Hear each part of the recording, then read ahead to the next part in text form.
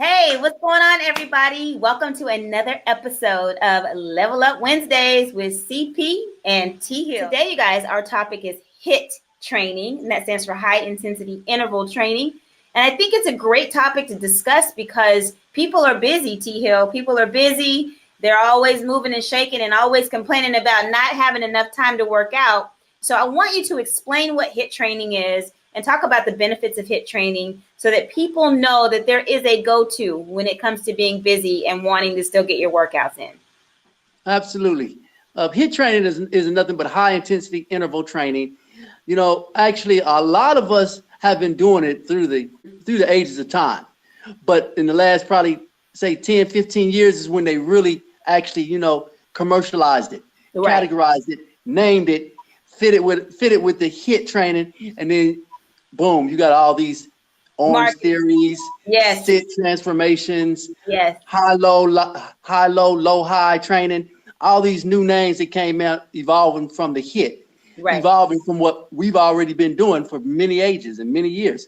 But it's just simply work hard, then rest or work less. So work hard for a certain amount of time, and then rest and or work less for a certain amount of time.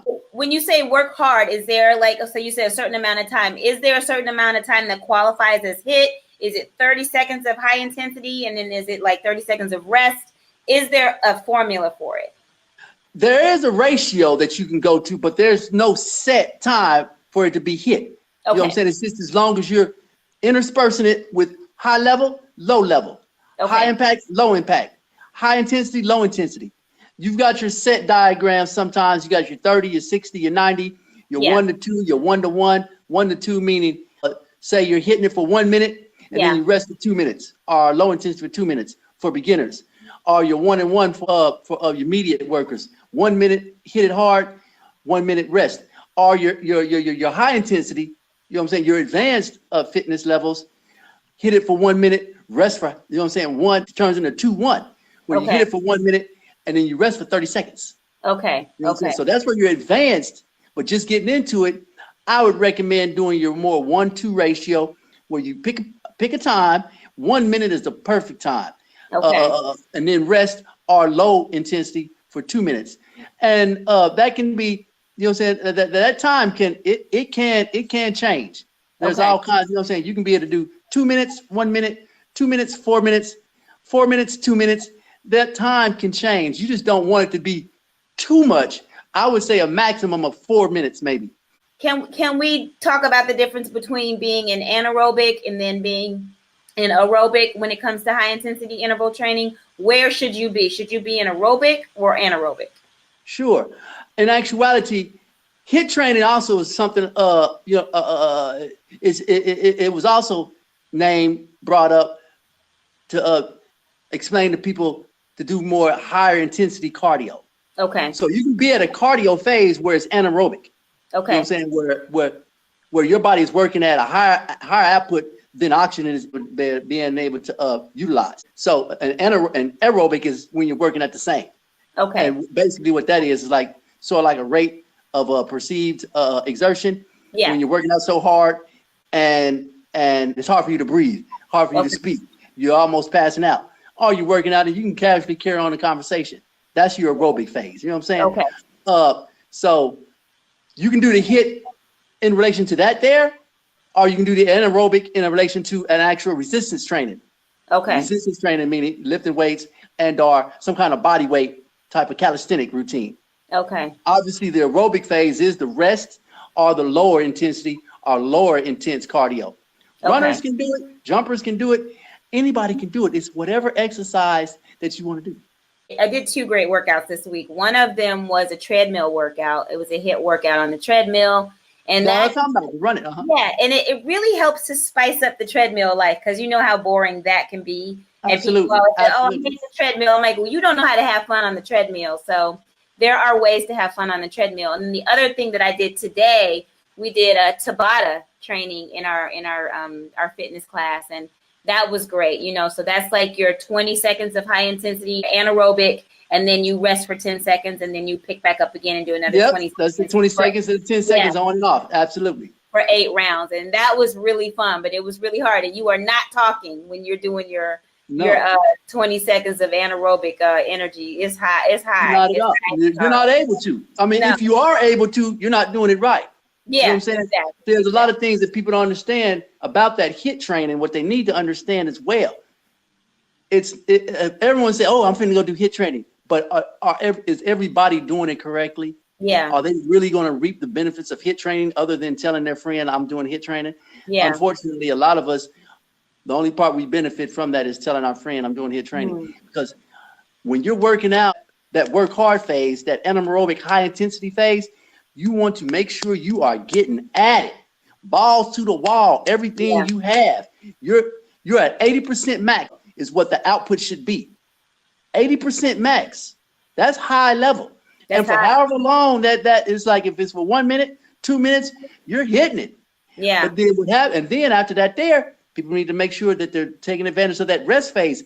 Because if your body is not fully acclimated to hit it the next time around, you're not going to benefit from what HIIT, you know what I'm saying, basically targets, which is higher endurance, VO2 max, which is the volume oxygen output, as well as helps complement most and all strength programs, because it helps tone the muscles as well. If you got a resistance training in as part of your high intensity, as well as helps shred body fat. Okay.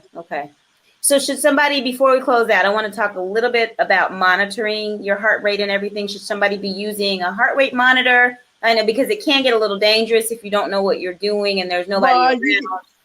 Yeah, a person can get on the Fitbit. They can, you know what I'm saying? They got all these smart watches that are able to let you know what your heart rate is and where you're at, what your output is. But if a person don't have all that technical thing, you can just use a simple rate of perceived exertion scale, which is basically 1 to 10. Basically, if you can be able to talk to someone, you're not going hard enough. You want to be to the point where you're out of breath and you can barely get out words. That's when you know you're at 80% max. Okay. If you can still casually carry on a conversation with an imaginary person next to you, you ain't getting it hard enough, darling. Partner, you ain't working hard enough. And one thing for sure, 2 things for certain that we do up in here is circuit training and putting in the HIIT principles, and we get in here and get at it. Yeah, I know. We get in that half a minute. You can do it at home. You can create your own HIIT training, people. You do not have to go to an Orange Theory class. You don't have to go to no fitness class. You can create your own. Pick any exercise that you like to do. Implement them points I just said. Make sure you're getting 80% max output, where it's very hard for you, practically impossible for you to carry a conversation on with somebody. And make sure you rest enough time so that you're able to put forth that 80% again. And you find you find that beginners, you're gonna start 1 minute, 2 minutes rest. You know what I'm saying? When I say rest, lower intensity.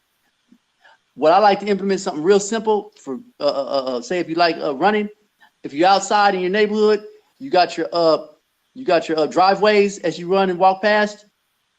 Either run 2 driveways, walk 1 driveway, or run 1 driveway, walk 2 driveways. That is the most easiest HIIT you can do. When you run, you're running at your max though. That's the most simplest HIIT training session I give to my clients whenever they're off. You know what I'm saying? Yes. That's great. I love it. I also do HIIT on my jump rope. I'm telling you, you can do HIIT with anything. You can do HIIT with almost just about anything. It is, you know what I'm saying? It's pretty much becoming very universal. Everybody's implementing it, but it's just who's implementing it right and who's implementing it wrong. When you at it, you better get at it and make sure. Afterwards, you continue to burn calories, or is that like one of those workouts where you're doing it, you're burning calories, and then you just kind of go back to your normal metabolic rate? I'm glad you asked that question. One of the benefits of HIIT training is that's one of the things that it basically want to let everyone know that this is one of the benefits. The better benefits is after you're finished working out, because you're hitting it so hard and you're forcing your body to recover, and then you get back at it again. That's what's going to make your body burn at a higher rate after the workout versus when you're just doing just a steady jog, you're able to, your VO2, you're able to keep up with your oxygen output. You're not winded. So when you get off that running, you know what I'm saying? You're like, yeah, you really could have went and done another probably 30-minute jog session. Yeah. And if that's the case, you wasn't your body's not going to really be burning that much after the workout. It pretty much stopped right when you jumped up off that treadmill. Yeah. What they say is that HIIT training done right increases your calorie burning up to 15% faster. That's amazing. Which is a lot of calories. That's a lot of calories. Yeah, that's great. All right, so let's close it out. Let's tell everybody where they can find you and find more workouts on your page on YouTube. Where can they find you on Instagram? Let them know.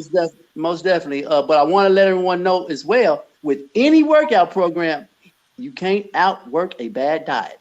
No, sir. If you're not eating correctly, I don't care how hard you're getting it. I don't care how long you can get it hard. I don't care how high your VO2 max is. I don't care none of that. If you're not eating correctly, you're not going to burn correctly. So make sure you're eating a balanced diet, getting in your carbohydrates, getting in your essential fatty acids, and getting in lean protein, enough calorie so your body can burn efficiently, and HIIT will and can be the perfect vehicle for you to burn body fat. Awesome. Increase endurance and complement any strength program. You can contact me on YouTube at T Hill Next Level Fitness, Facebook Thomas Hill, and Instagram at Mr. Next Level Fitness. Awesome. And I can be found the Carla Palmer Show on Facebook, the Carla Palmer Show on YouTube, and I am GYSB Movement. That stands for Get Your Sexy Back. GYSB Movement on Instagram. You guys, it's been great. Thank you so much for joining us for another episode of Level Up Wednesdays. And I want you guys to please make sure you like and subscribe to both of our pages, because we both put different information up on our pages along with our Wednesdays, our Level Up Wednesday. So you don't want to miss out. And then T Hill also posts a lot of videos of people working out. So you get a lot of fitness tips there as well. So be sure to subscribe to both of the channels, and we will see you guys next Wednesday. All right. Take care. Thank you all. Take care. Take care. Bye-bye.